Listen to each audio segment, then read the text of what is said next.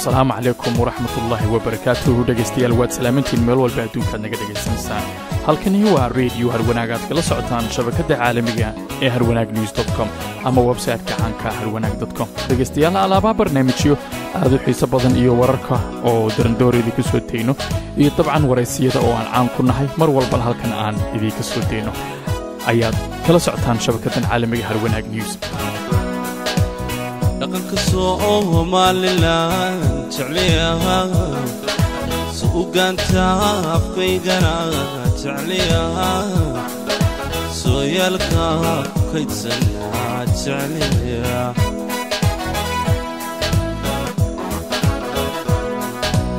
dhaqanka Soomaaliland jecliyaha suugaanta afkaygana jecliyaha sooyaalka kaydsan jecliyaha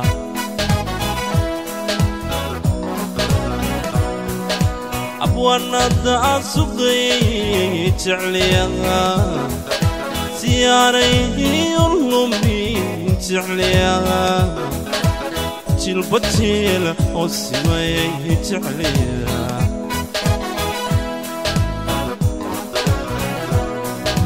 abwaanada asugay jecliyaha siyaaray ulumi jecliyaha jilbatil oo simay jecliyaha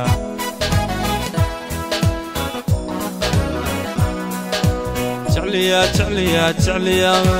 wadankayga jecliyaha Somaliland jecliyaha hargeysa jecliyaha sayrac jecliyaha togdheer jecliyaha saaxiil jecliyaha sanaag jecliyaha sool jecliyaha dhegeystayaal waxaa imika khadka taleefanka igu jira barkad xaaji cabdi oo ku nool magaalada Kitchener ee dalka Canada waxaan ka wareysan doonaa arrimaha ka taagan jamhuuriyadda Soomaaliland iyo beeshooda oo ah beesha Gabooye ee degta jamhuuriyadda Soomaaliland oo shir ballaaran ay ku qabsadeen khadka taleefanka iyagoo adduunka oo dhan kala jooga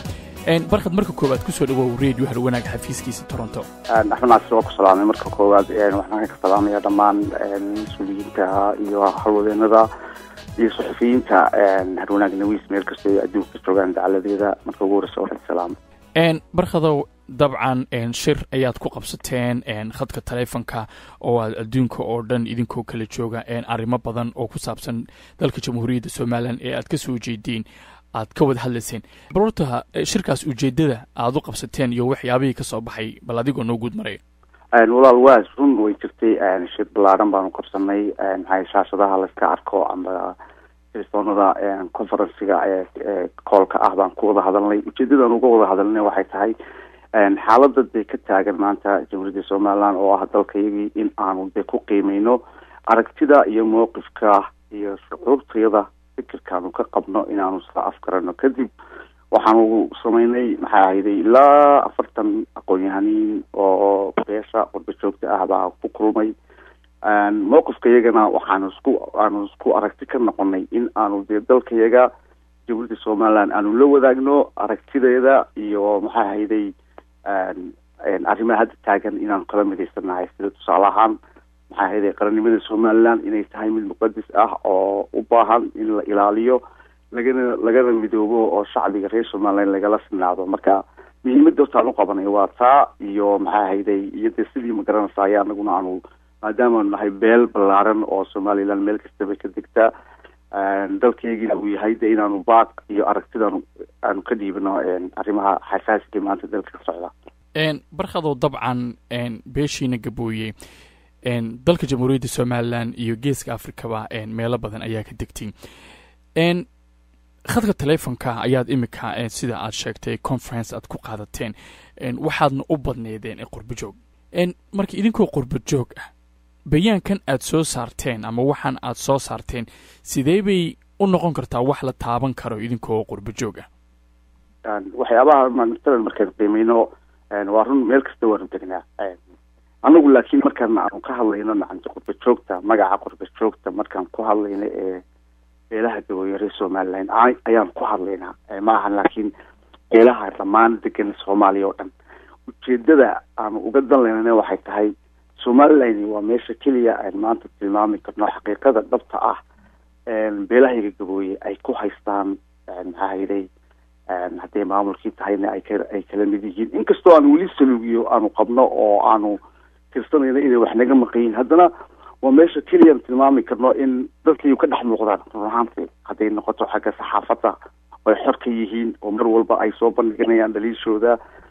maxaahiday cadashadooda laakiin de meelaha kale مثلا Soomaaliya marka la degan yahay oo kale de laguma dhiirana sida Soomaaliya aan ugu dhiiranahay taasna waxa keenaysa kulli waa dimuqraadiyadda iyo shacbiga sidoo uga bislaadeen maxaahiday qabiilkii ama maxaahiday cabrunayay maxaahiday saxaafadda marka muhiimadda aan u dan lahayn waxa weeyaan maadaama aanu nahay qurba joogtii reer Somaliland beelaha gabooye in aanu u soo gudbino codkiga ku soo gudbino in aanu ka simanahay maxaahiday shucuurtayadana aanu u soo bandhigno inaanu nahay dad reer Somaliland ah qarannimada Somalilandna ay waajib nagu tahay in aanu ilaalino sharafteeda iyo karaamadeeda cid kasta oo ku duulaan ku ah ama soo faragelisa amba ku talisa in Somaliland kala qaybqaybiyana aanu kasoo horjeedno xaqiiqdii taasaa muhiimadda aanu u qabsanay shirkuna taasay ahayd aanu soo bandhignana waa taa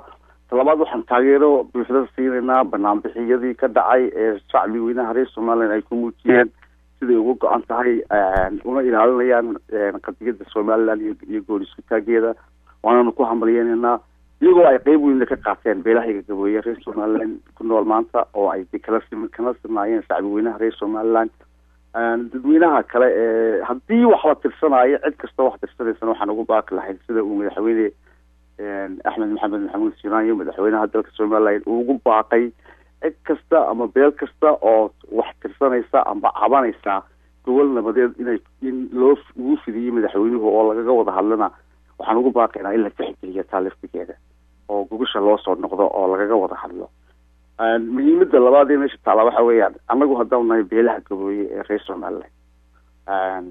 uma aragno state in dan noogu jirta xitaa annaga laftigeeda marka laga hadlayo xaqiiqdiga laakiin midnimada qarannimada Somaliland bay dan noogu jirta annaga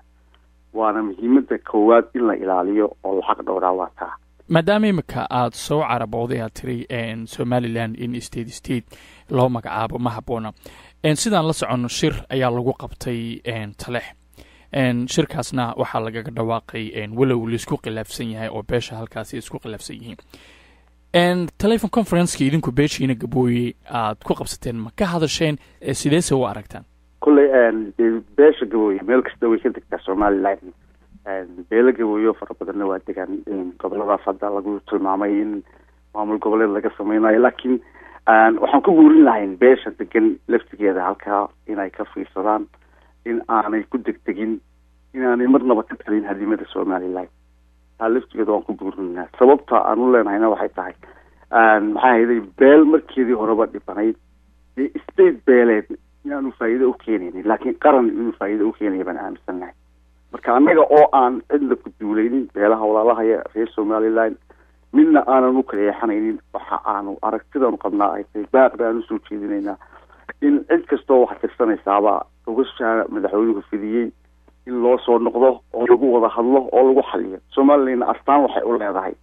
ismaqal iyo in la isku tanaasulo in madal lagu tala soo fadhiisto wax lagu dhameeyo wax la wixii khilaaf jirada taayaan laga tagin mar walba anagu ku buurinaa aan ku ugu baaqaynaa walaalaha beelaha reer Somaliland annagoo cidna waxba u dhimin cidna sharaftooda iyo karaamadooda aanan faragelinayn laakiin qarannimada in la ilaaliyo mar walba anagu aan taageersanahay oo la garab taaganay Somaliland wahagaag siyaasadda marka laga tago idinka beeshiina gabooye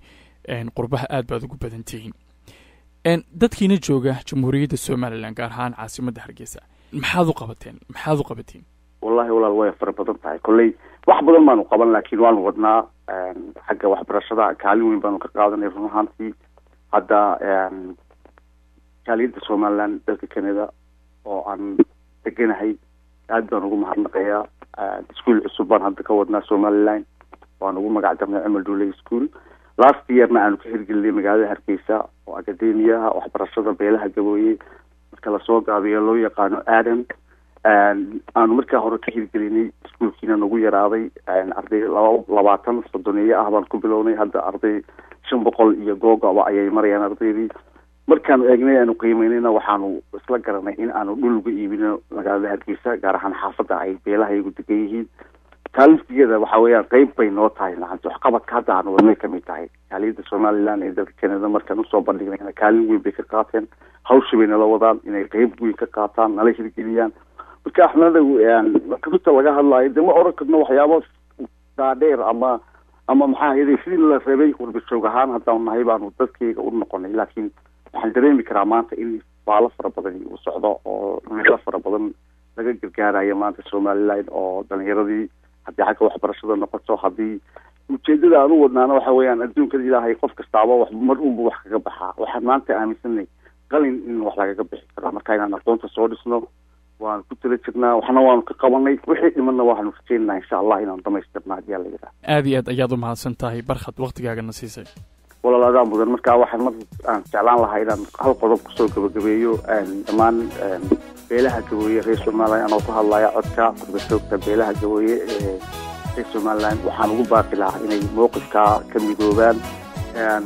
dawladoodana ay garab istaagaan qadiyada Somaliland iyo bulshada